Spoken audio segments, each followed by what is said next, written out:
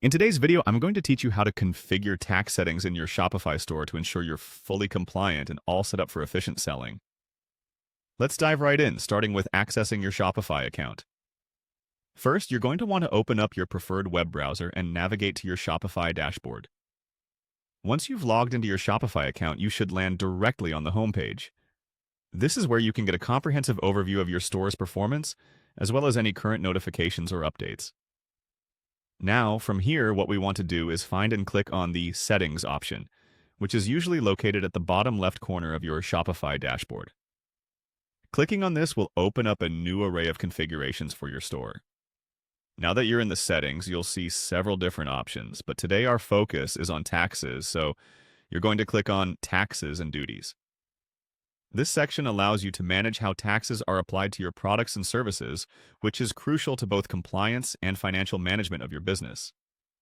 Next, within the Taxes section, you should see an option labeled Global Settings. Go ahead and click on that.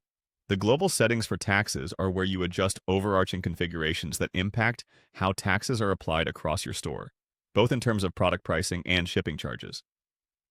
Once inside the global settings, you'll find an option that says Include Sales Tax in Product Price and Shipping Rate.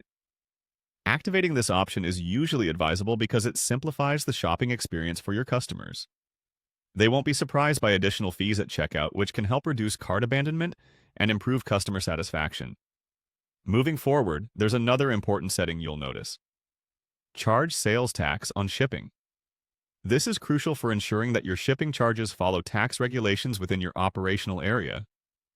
Depending on where you're shipping, charging tax on shipping might be mandatory, so definitely check this box if it applies to your business. Last but certainly not least, you're going to click on Charge VAT on digital goods.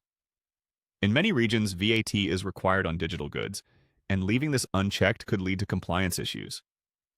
So, activate this option if your store sells digital products to ensure you're correctly charging the appropriate taxes on those transactions. And there you have it. By following these steps, you've configured your Shopify store to handle taxes accurately. This will not only keep you compliant with local laws, but also make sure your pricing is transparent for your customers. Remember, well-managed tax settings are key to a smooth-running e-commerce business. Thanks for watching, and happy selling!